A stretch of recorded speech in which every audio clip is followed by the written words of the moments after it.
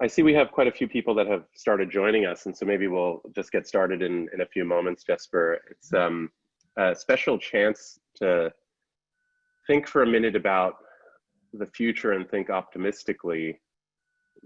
At Notel, we've been talking to lots of thought leaders and business leaders, both about workplaces, but also just about the role of society in our work. This last 6 months, so much has been going on, not just the health crisis, but social movements have suddenly had a lot to say, and a lot of people are listening in America around racial justice. And we've been talking about diversity, and we've been talking about safety in the workplace, and how are the different geographies responding and all this. But I'm excited to have a special perspective from Denmark today. I think it's a country where the experience was a little different than neighboring countries and in the US. But also from your company, from Lego. So you're the head of workplace experience for Lego globally. And you've been there for a number of years. So I'm thrilled to have you, and maybe we'll just get started on our conversation today on building the post-COVID office. So welcome, Jesper. No, thanks so much. Yeah, thanks so much for inviting me. I've been looking very much forward to this. So you're the head of workplace experience for, I guess, the last 4 or 5 years at Lego. You've been advising the CEO and the chief marketing officer, and surely also, the head of people. And it's like such a critical function that you provide. Maybe you can tell us a little bit about just your personal story. How did you get to Lego? Where did you come from? And what is the job that you think about before all this happened? Before all this COVID changed the world, and then we can start exploring how you're thinking about the world now. Yeah, absolutely. So I'm actually an educated, economist, and then after having spent a few years in the telecommunication industry, I landed a job at Lego in their strategy department. And that was in that department that I worked directly with the CEO of the Lego Foundation. Actually, that was my first stint. Then I had some times also with the CMO, and then latest with our chief people officer. So that was how I started my journey with Lego. And then a year and a half back, I then got the chance to start this team. So it didn't exist before. Oh. And that actually came out of a project that I was heading as part of me being a strategy partner for chief people officer. That was really about building a hub strategy. So I'll come back to what hubs are, our regional headquarters around the world. So I led that project, and then our VP and head of core facilities could see that almost all the initiatives coming out of that project would land in his organization, and he wanted to build a organization around that. So that's why he then asked me if I would take that role. So we created that team a year and a half back. So yeah. Well, let me ask you about that. So it's very interesting, right? I mean, Notel, we work with at many big companies, and we try to deliver workplaces for them. And we have our way of trying to make it easy and all that. But usually the person we're dealing with does vary. Sometimes it's a finance person, sometimes it's human resources or people, sometimes it's a specialist, head of real estate. And then we have to deal with lots of other people in the company because everyone uses the product, right? Everyone comes in and has a point of view. And are you saying then that at Lego until a year and a half ago, there was no one in charge of real estate, or that it was very different than how you define now the mission? I would say that we had someone responsible for real estate, but we didn't really have anyone responsible for what happened in our offices. So that end-to-end workplace experience didn't really exist. So again, that was scattered around in the organization, and we wanted to with a combined effort, we wanted to create that organization that could actually deliver everything from concept development to project delivery, and then also to the operational, excellence, including also the community building, which is an important part of our work as well, and which we will probably get back to. Yeah. Okay, well then let's talk about it. So it's like a pretty strategic and forward-thinking way of thinking about the workplace. You're bringing threads around the organization together, trying to point them clearly at some goals. So then maybe it's worth hearing just how you think about it. I mean, I guess, you know, Lego, I think of the business as having some very important goals. One is creativity. One of, I think, the most creative companies in the world. If you were just selling the same thing from 10 years ago, you'd be nowhere. It's almost like a movie studio or something, right? But also operational excellence is hugely important. I remember speaking once to one of the heads, I think, of the Eastern European business at Lego, and hearing the story of that brick, you know, how that brick just has to be absolutely perfect. And every year someone tries to challenge Lego with some other brick, but they just don't fit, they just don't work. I mean, and these are two very different aims. It's a very global business. You have customers from Japan to California. So tell me a little bit about the mission then of a workplace experience strategy in such a complicated business. Yeah, absolutely. So our mission is basically to create Lego workplace experiences that enable Lego employees to be and do their best at work. It's also to attract and retain world-class talents, and then bring them closer to what we call the Lego values. So maybe another way to think of it, we want people to have the same feeling working for Lego as they have when they built with Lego. So, I mean, it will not be the same experience, of course. It's two very different experiences. Unfortunately, we do not build with Lego all the time, but the feeling associated with building, so that, you know, everything from pride, you mentioned Amol, creativity, fun, joy, you know, we want that to be translated to a workplace setting. And the vision has evolved, you could say, from seeing the workplace as a place for people to be happy, to a place where people are attracted to, and it becomes even more important, I will say now, in a COVID-19 setting. So another way to put it maybe is we've gone from engagement to experience. And then we do this via a wealth of different initiatives. So, you know, everything from employee benefits such as, you know, baristas, gyms, makerspace, building a community where people feel that they belong, and to having weekly and monthly initiatives in our bigger offices to make the experience special. And we also look at how to make a more playful workplace, you know, how to communicate in a fun and playful manner, you know, how to drive good health and well-being initiatives, and so on. So basically what we're trying to do is to create experiences that you simply cannot mimic or, you know, duplicate working from home. And I think we must actually make the workplace attractive. And as I said, especially now with COVID-19, because if we don't do that, I think it will be difficult actually to attract people back to the offices. And, you know, we can see already now, you know, people have gotten certain habits of working from home.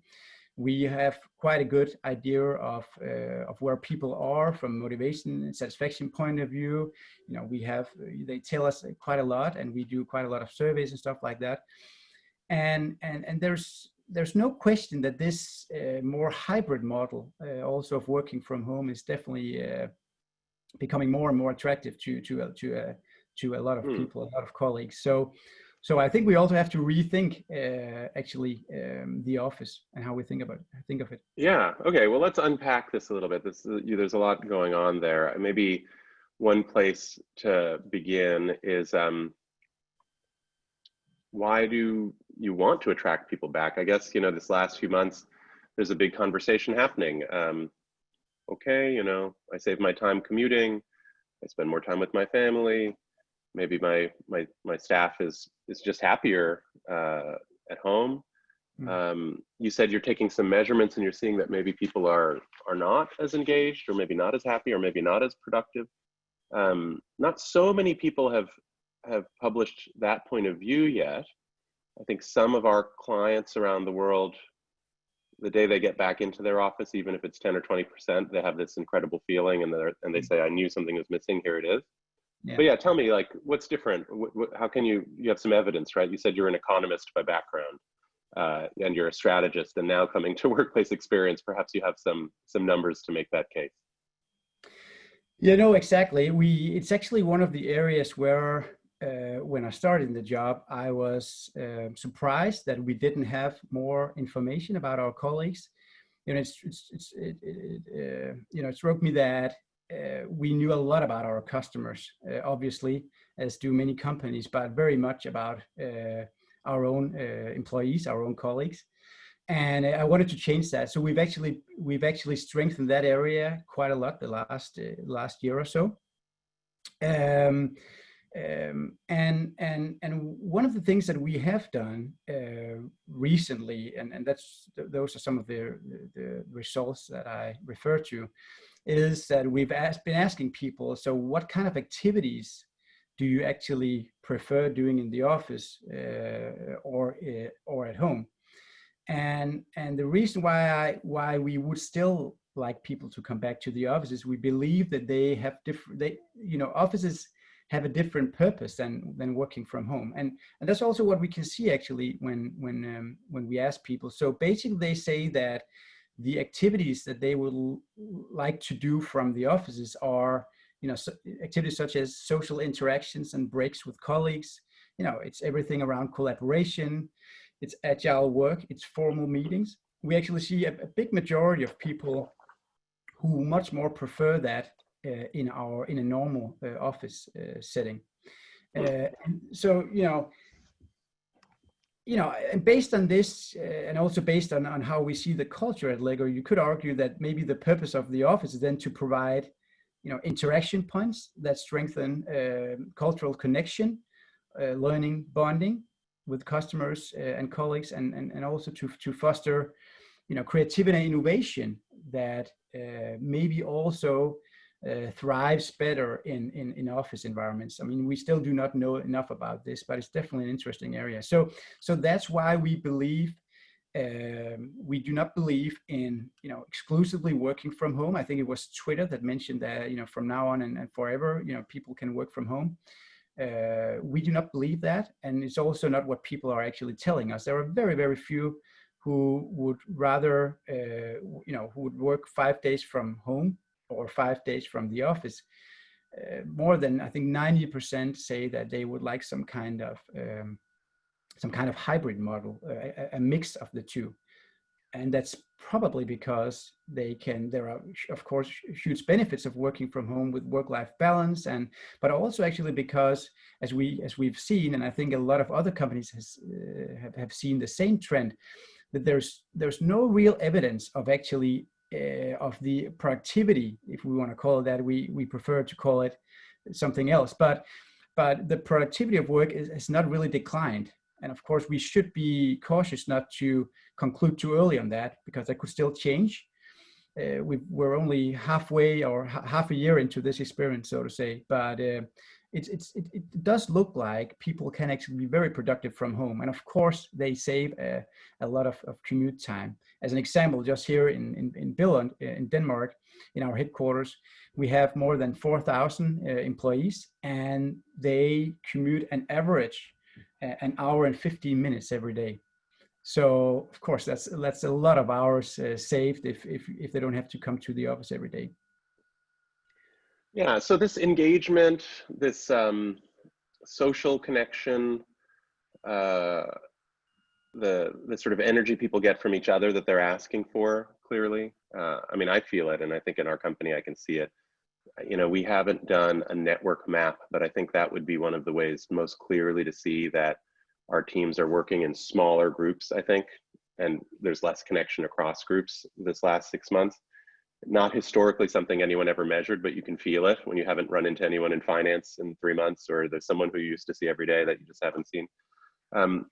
That connection point, have you been taking some steps during this period to try to recreate that? And have you had some kind of results? Have you been trying to, I don't know, just engage people digitally? One of the questions from Ashley Norris, who's watching us, is about that. I mean, it seems like we still have to spend some time, especially if we get to hybrid, even when we're launched and in hybrid and we have 50-60% in the office, many people will not be there on that day or on many days.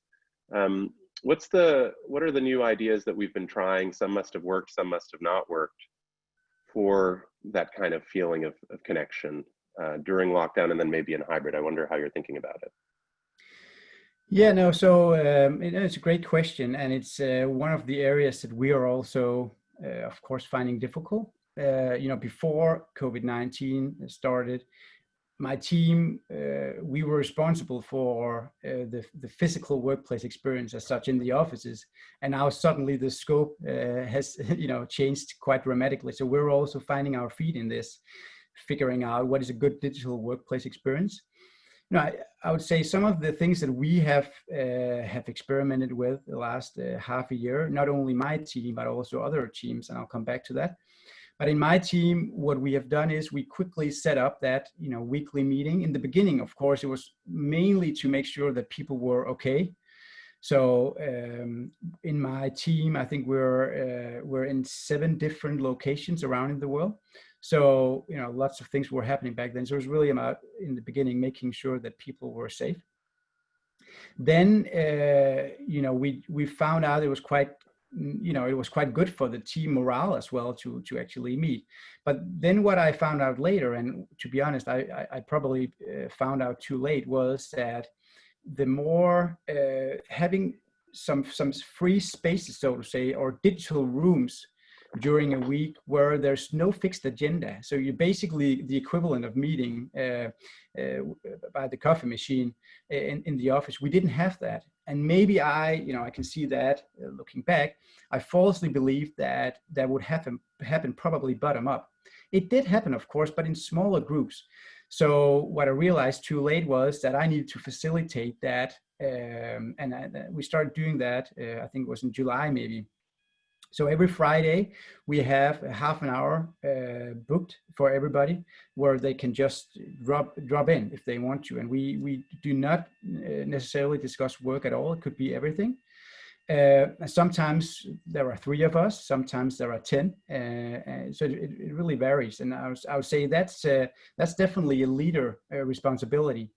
And something that has Do you think in the world of hybrid, that'll be a thing that needs to happen too? I suppose as we start getting back in, those who are there, and on the days that you're there, you'll have some informal collisions with folks and connections. You might have lunch with someone.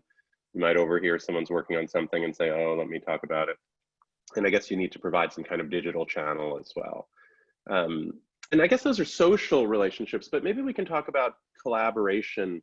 I mean, isn't it an essential feature of creativity at Lego that people are working together and improving ideas? We were speaking a little bit, I guess the website you guys have, it's famous, right? It's called Ideas, Lego Ideas. I mean, it's such an innovative platform that if everyone here doesn't already know, you can create your own concept for a Lego kit. If you have a favorite book or story or character or someone, and you can say, hey, we think Lego should make that. You were telling the story of the piano. And it's like the customers and the users themselves can be part of the creative process, but what happens then? And how does that creative process, which I guess starts in a very distributed and digital way for some of your products with customers themselves, then it has to come back to these hubs, right? I mean, is that the strategy behind hubs and people working physically together on a product? Let's talk a little bit about how the collaboration has happened now and how it needs to happen as you get back together.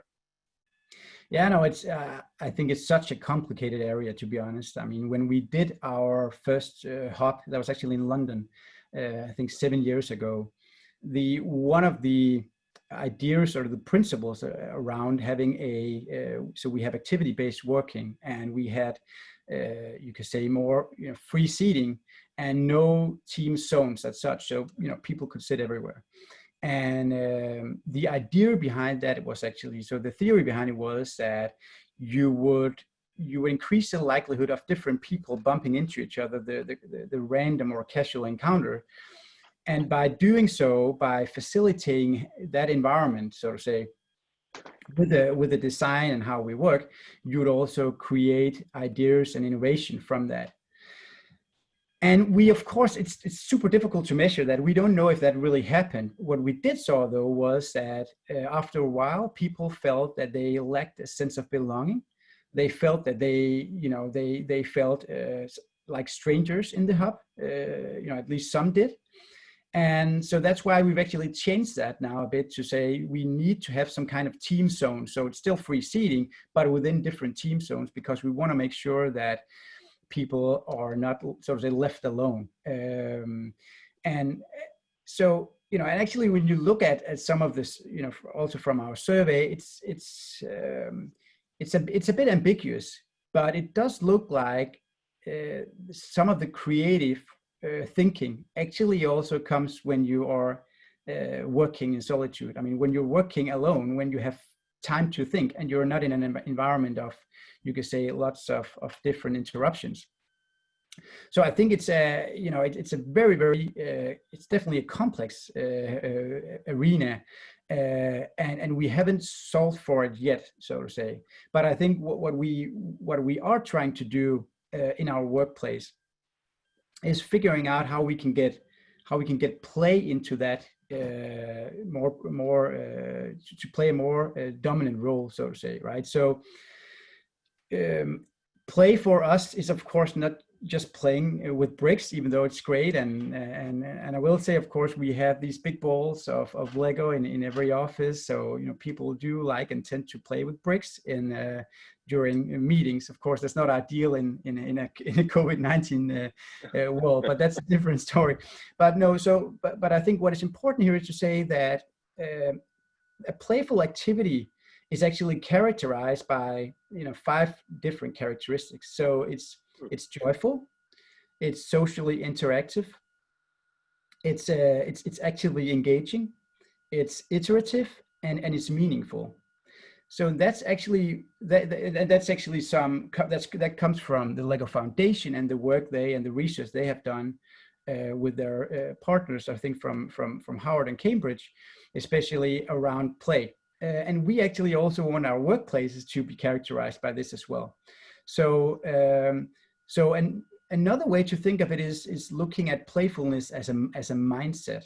And I hope that's actually where at some point we can get to. And I think that will also help in terms of the creativity and in terms of collaboration. So imagine a world where, imagine a workplace a few years from now where, let's say I'm facilitating a meeting. And because we have a playful work culture, I almost feel like it's my obligation to make it playful. So, I make sure there's an energizer for the meeting. I make sure to use different tools to facilitate. It's not only Lego, it can be, all kinds of tools. I make sure that people are actively engaged and they feel, that it's a joyful and meaningful meeting. And of course, also the research points to this being a catalyst for better learning as well. And that's where we want to go. That's how we see play. And that's also how we see play being unlocked in the workplace. So, everybody can play with Lego, and we love to do that, of course, as well. But it's a playful mindset that we need to install. And so that's what we're trying to. And in my personal opinion, here I'm not representing the company as such, but I think that we have a long way to go, to be honest, to get to that stage. I think that we're still way too corporate in terms of having a playful mindset.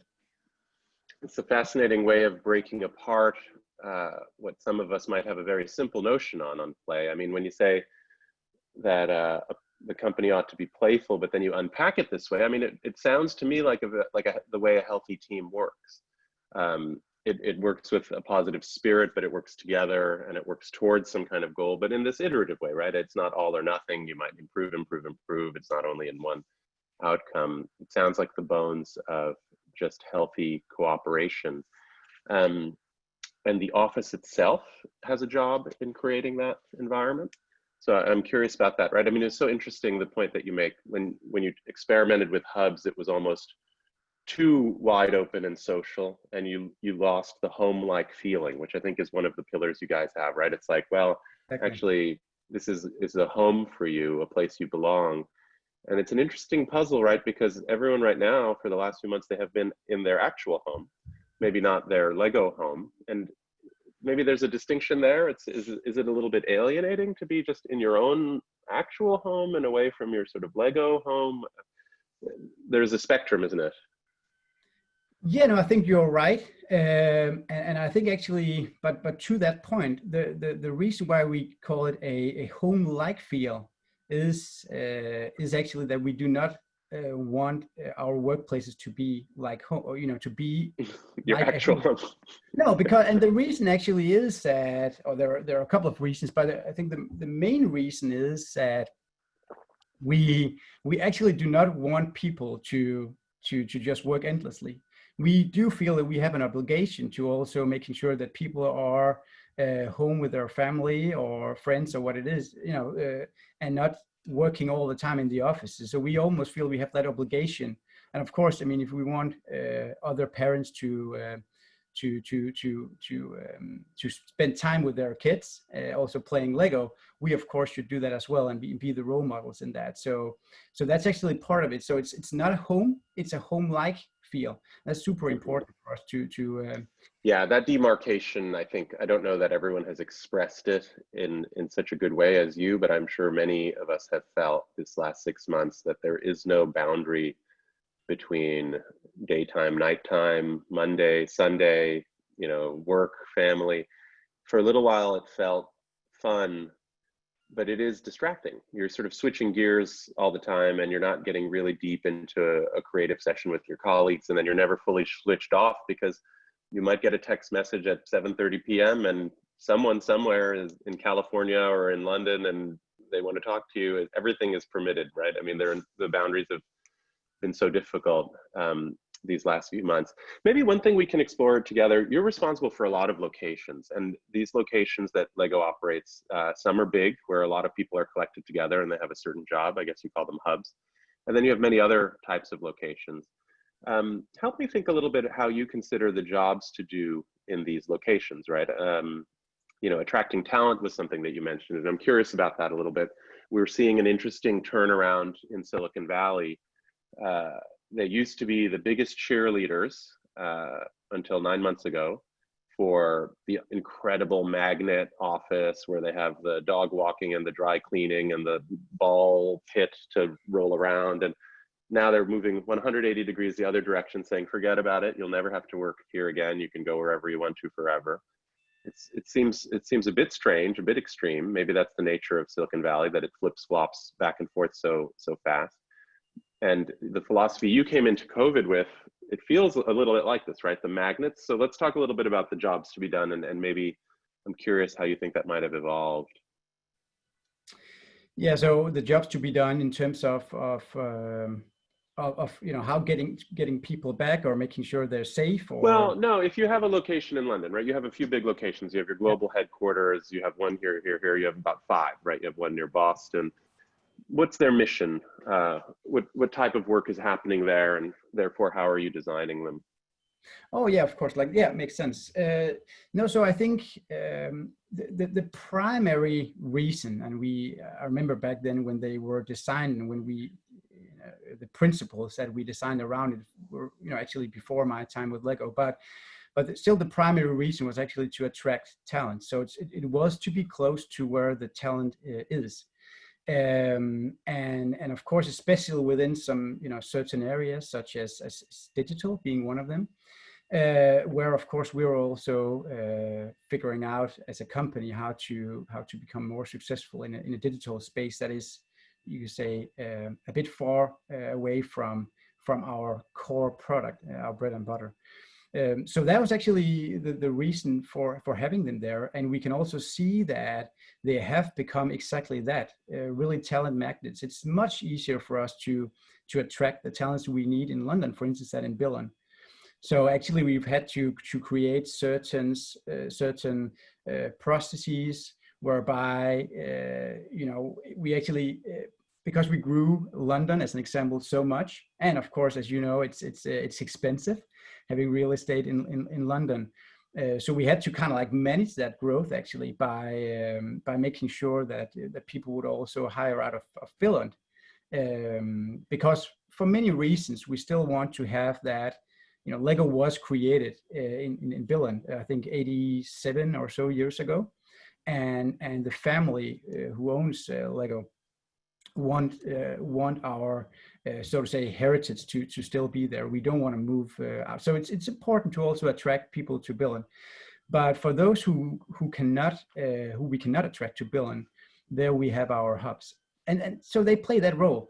You could say once people are then in the office, it's super important for us, and it's also in our mission, as I stated earlier, to really retain these people, making sure that, and that's where of course my team plays a very important role, and I think an even bigger and more important role than attracting, because it's still, it's difficult for us to really attract and be visible. We need to work on that as well. But once they're in, and the experience they get coming to whether it's London or Singapore or Shanghai, for as examples, needs to be special. It needs to be unique, and we also, I think there's actually some of the, I also sit in different networks with big global companies. We discuss these things, of course. Everybody are discussing these things now because we do not have the answers ready for us. And one of the worries, of course, is that if you actually do go down the, let's say, the Twitter route of working entirely from home or remotely, there is probably a bigger risk of losing loyalty to the company. And we're a company that pride ourselves of having a high seniority.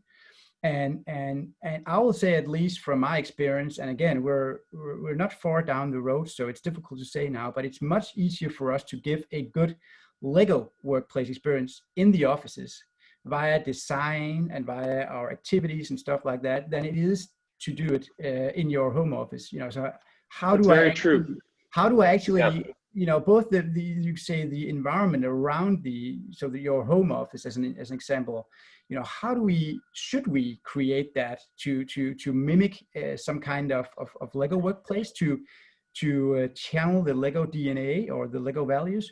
Should we do it? So that's one thing, right? Another is, how do we give that experience digitally? How can it be done actually?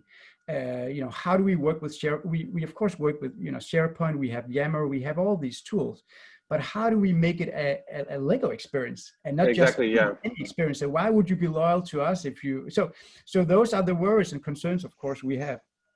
Yeah, it's very true. Your tools are generic when you're working only with the digital tools and creating a really distinctive experience, whereas there's nothing like the feeling of being in, the Lego headquarters. Like it's just, there's a lot there, and all the people are very visible. So you could not copy that if you tried, but you could start a job tomorrow at another company and find they use Slack instead of Yammer, they use Google instead of whatever, and it's all the same. We're on the same video calls, Exactly. So it's very true about creating that. I imagine all the staff, and maybe I'm naive, I imagine every person who works for Lego comes to the office, they're sketching things on pencils and dreaming up crazy designs, and surely that's not the case, right? So when we think about creativity and collaboration of the teams, maybe some of us are thinking about the sort of toy designers, the set designers. There are many different functions. And has that been part of your thought process? So if you're creating a playful culture in every department, it's possible. But does that mean in certain departments, yes, they need a space that looks like this, it needs to be bigger, their stuff needs to be there, they need to be able to play with it. But then on this department, okay, fine, you can be 80% work from home, or you can be centered in a different geography. Have you been making that kind of distinction across the business? Yeah, that's actually what we're beginning to do now. So we are trying to customize that. And I will say that we are, in terms of making Lego a more playful workplace, it's still only in its intimacy. So it's infancy. So it's really, we do not, we're still trying to test it out in our team and also the teams, you could say, close to us. And then at some point we will, so to say, share that throughout Lego as a whole. But what we are doing and what we are customizing right now is actually the environment around it. So as an example, we have a concept called Lego Ways of Working, and it's basically, you could say, a collaboration between change agents and figuring out what do our colleagues want, what do they prefer, and then of course figuring out how does then design support that. And not only are we of course asking employees, we also have a certain direction from more top down in terms of where we want the company to go, and it's always that balance between how much are we doing this because it's the right thing to do for Lego, and how much are we listening to our colleagues. Sometimes one has to give. But so as an example, so we have this Lego ways of working in our campus, but so for most teams, but then actually for our digital team that works in an agile way, and that they actually have a different environment than for instance I do in my team, and where in the neighborhood we're in. So we do try to make sure that is actually being thought into it.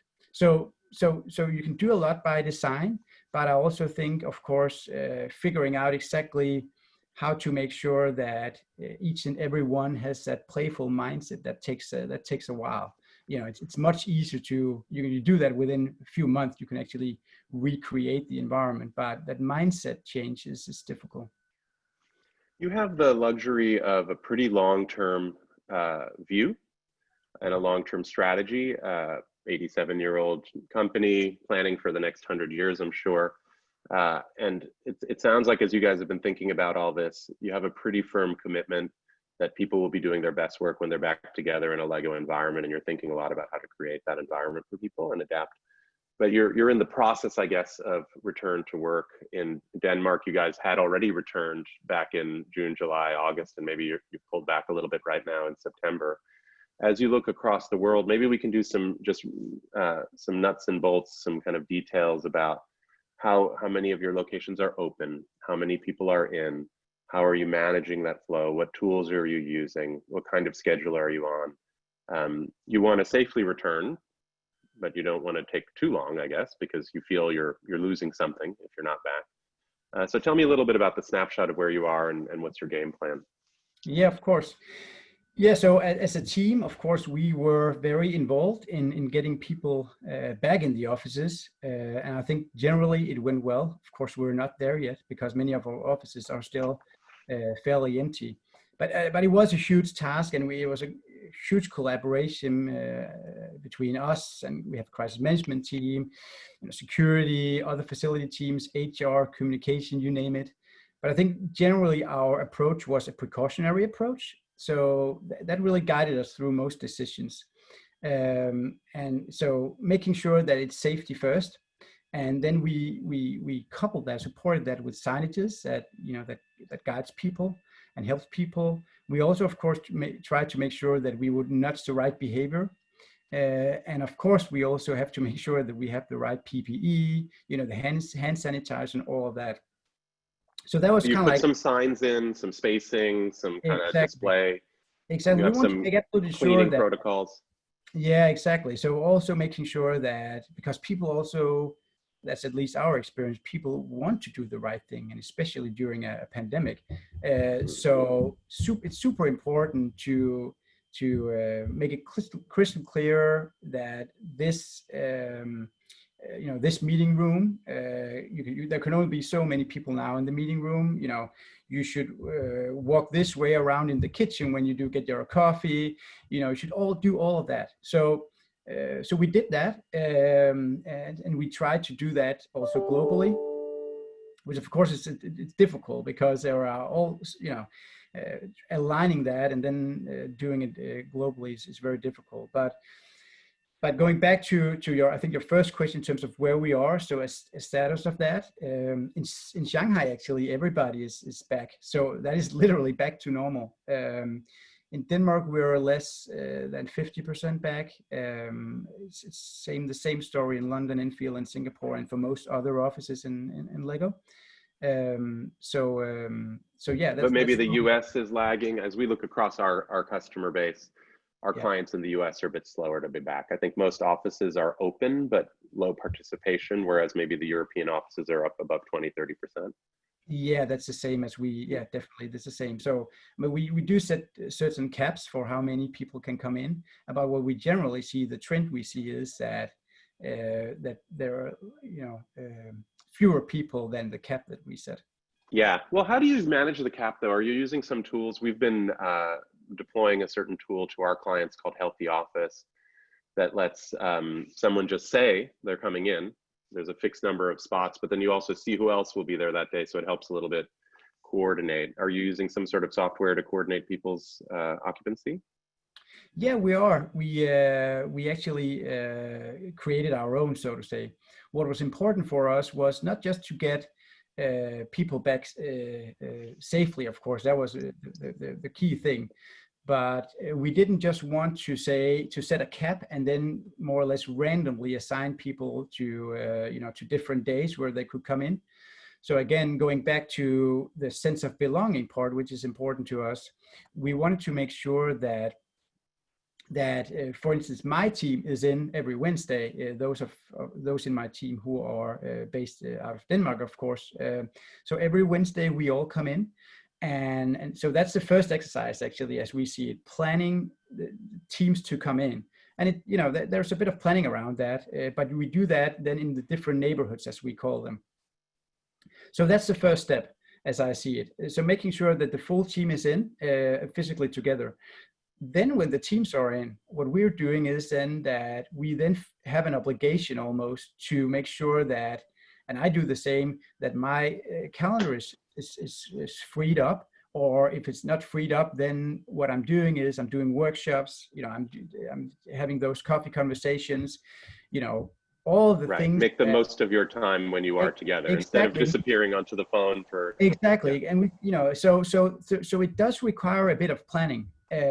But I think that's actually also something we're working very much on right now in our concept of flexible working, is that it does require more planning to make the most out of the home office and make the most out of the Lego office. Yeah, well, then on that planning point, I mean, you are in charge of transactions and things for new locations or closing some locations. Are you making adjustments in your portfolio or thinking about how your portfolio footprint will be next month, next year? Are you slowing things down to wait and see what happens? What's your attitude and posture for locations? Yeah, I mean, it's mostly the latter, actually. There are a few examples of local businesses where they are thinking about scaling down, but generally we do not want to scale back as such. But we do, of course, see opportunities with potentially people working more from home or remotely in general, that we can actually grow our offices more without having to expand the space. So instead of giving back space, we just maybe see it as an opportunity to grow more before having to potentially expand. So that's how we see it. But again, interesting. Yeah, so we're very much on that front. We're very much in a waiting position.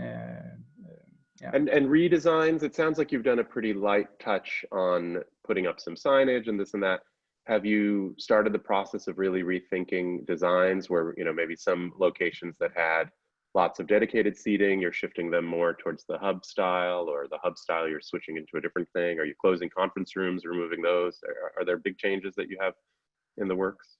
Yeah, that's exactly what we're actually doing right now. So also based on the inputs that I shared earlier from our colleagues, those are very important and valuable inputs to how you see the offices going forward.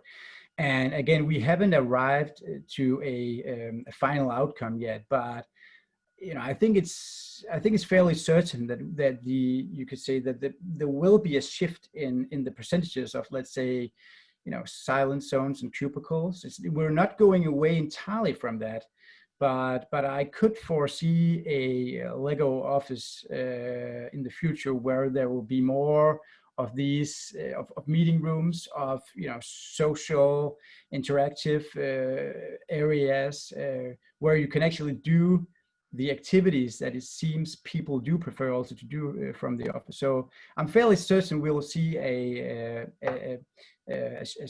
shift in balance a bit. But I don't foresee us going either to a full open office or cubicles only. It will still be a mix. It will still be activity based, but I'm absolutely certain that the balance will shift somewhat. It's been amazing talking with you.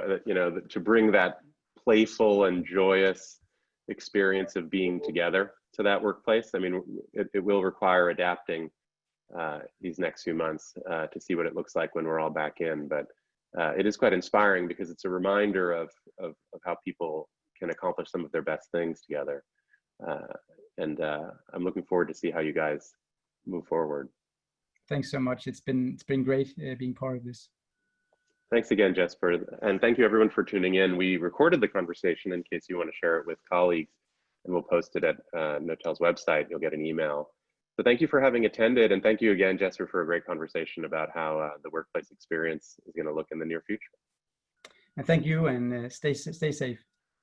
Bye. Bye.